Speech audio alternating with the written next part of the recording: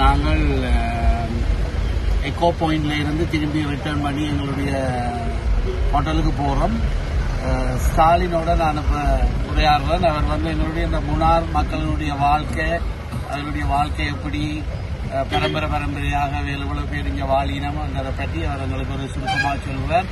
அதை நாங்கள் எல்லாரும் கேட்போம். சொல்லுங்க ஸ்டாலின், என்ன மாதிரி இந்த மக்கள் இங்க வாழினம், இவ்வளவு காலமாக வாழினம், எப்படி இந்த சிஸ்டம் சொல்லுங்க.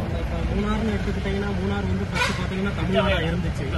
அப்ப அந்த காலத்துல எங்க தாத்தா பாட்டினா இங்க வந்து பிழைப்புக்காண்டி வந்தாங்க. அப்ப மூணாரும் பாலக்காடும் வந்து தமிழ்நாடா இருந்துச்சு. அப்புறம் பாத்தீங்கன்னா காமராஜர் காலத்துல வந்து நாகர்கோவில் கன்னியாகுமரியை வந்து தமிழ்நாடு ஆக்கிட்டு மூணாரையும் பாலக்காட்டையும் கேரளா ஆக்கிட்டாங்க. அப்ப பிழைப்புக்காண்டி வந்தனால நாங்க ஒரு 7 தலைமுறையா இங்கதான் ஸ்டே பண்றோம், அதான் இருக்கோம். நாங்க 7 தலைமுறையாவுமே டாடா கம்பெனில தான் ஒர்க் பண்றோம். அப்ப எங்க தாத்தா பாட்டி காலத்துல இருந்தே வேற தொழில் இல்லாம இதுலயே எல்லாரும் இருந்துட்டோம். அப்ப நமக்கு இங்க வந்து பாத்தீங்கன்னா எஜுகேஷன்லாம் அந்த அளவுக்கு இல்ல. அதனால நாங்க யாருமே கூடுதலா படிக்கல.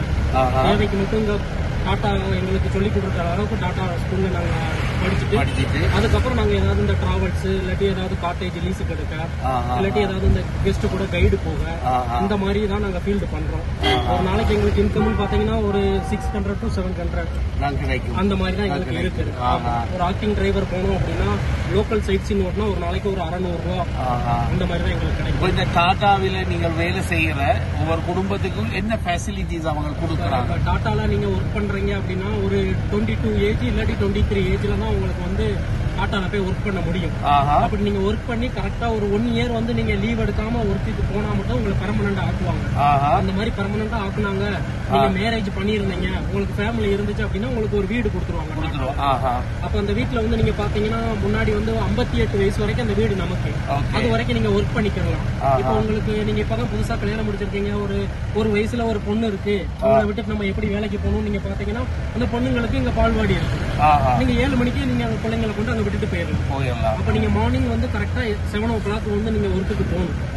அப்ப ஈவினிங் மத்தியானம் பாத்தீங்கன்னா உங்களுக்கு 12 மணி to 1 மணி வரைக்கும் லஞ்ச் டைம் இருக்கு. ஆமா, அதுக்கப்புறம் திரும்ப 1 மணிக்கு போயிட்டு ஈவினிங் 5 மணிக்கு வரணும். அப்ப நீங்க வந்து ஒரு நாளைக்கு மேக்சிமம் 8 கிலோமீட்டர் இல்லாட்டி 10 கிலோமீட்டர் வரைக்கும் வாக் பண்ணி தான் போற மாதிரி. ஆமா, உடம்பு எல்லாமே நல்ல ஹெல்த்தா தான் இருக்கும். ஆமா, 25 kg இப்ப சமீபமா பாத்தீங்கன்னா 25 kg எடுத்தீங்கன்னா 410 rupees வந்து சேலரி தருவாங்க. அதுக்கு மேல above kg நீங்க எடுத்தீங்கன்னா நீங்க இந்த பென்ஷன் பிஎஃப் எல்லாம் இருக்குல்ல, அந்த மாதிரி அதுக்கு ஈக்குவல் பண்ணிக்கிறோம். ஒரு மாதத்துல அவரேஜா ஒரு ஃபேமிலி ஒரு ஹஸ்பண்ட் 12,000 எடுப்பாங்க.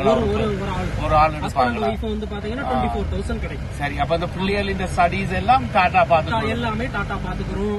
நமக்கு இப்ப ஒரு 10,000 ரூபாய் ஃபீஸ் வர இடத்துல ஒரு 1,000 ரூபாய் 2,000 ரூபாய் வாங்கிக்கிறோம். ஏன்னா அங்க உள்ள டீச்சர்களுக்கு ஏதாவது கொடுக்கணும். அது நம்ம போயிட்டு வரதுக்கு பாத்தீங்கன்னா அவங்களே பஸ் வசதி எல்லாம் கொடுத்துருவாங்க. ஆமா, அது நம்ம கையில இருந்து வாங்க மாட்டாங்க. நம்ம அம்மா அப்பா டி எஸ்டேட்ல ஒர்க் பண்றதுனால மாசம் உங்களுக்கு 10ஆம் தேதி சம்பளம் கொடுப்பாங்க. அப்ப அதுல வந்து எடுத்துக்கிடுவாங்க. ஆமா, அந்த பிள்ளைங்களுக்கு வந்து ஒரு குறிப்பிட்ட வயசு வரைக்கும் எல்லாமே மெடிசன் எல்லாமே டாட்டாவே பாத்துக்கலாம்.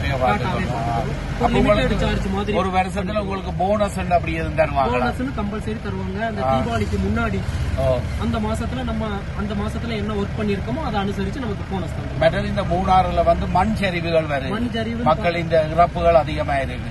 அது ஏன் நடக்குது? எப்ப என்னென்ன காலங்கள்ல அது நடக்குது? மூணாறுல பாத்தீங்கன்னா நமக்கு காலநிலை வந்து மாறிடுச்சு. சொன்ன நேரத்துல மழை வரல.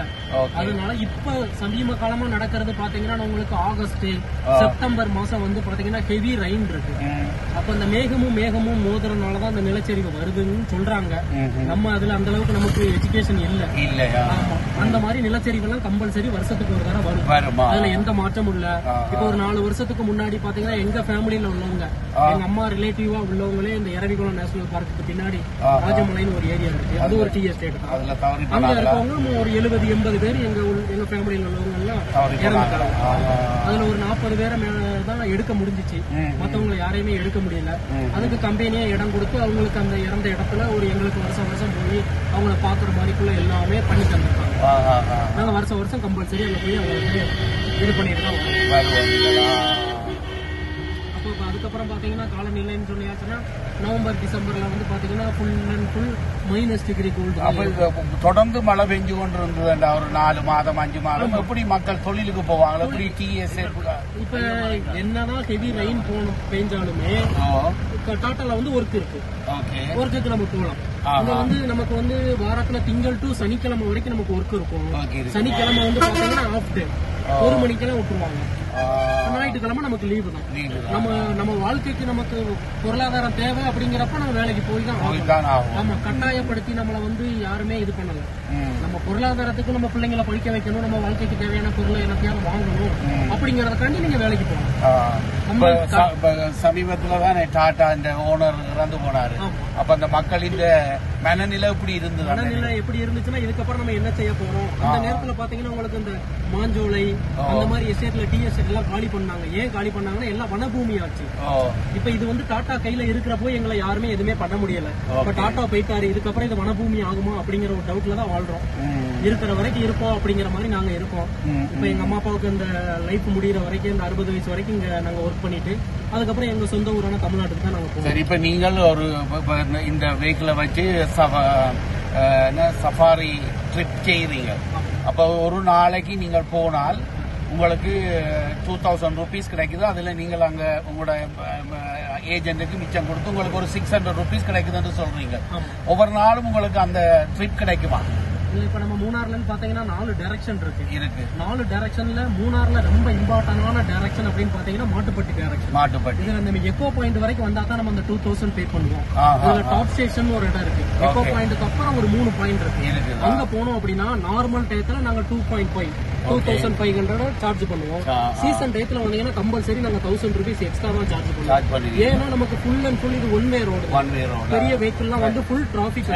நாங்க மார்னிங் 9 o'clock எடுத்தோம்னா ஈவினிங் நைட் வரைக்கும் நாங்க இதுல வந்திருக்கோம். ஆமா, நைட் எப்படி 9 மணிக்கு மேல ஆயிரும். அப்ப ஃபுல் அண்ட் ஃபுல் வண்டி ரன்னிங்லயே தான் இருக்கும். அப்ப அதனால நாங்க ஒரு 1000 rupees எக்ஸ்ட்ரா தான் சார்ஜ் பண்றோம். ஸ்டாலின் நீங்க சொன்னீங்க 5 o'clock எல்லாம்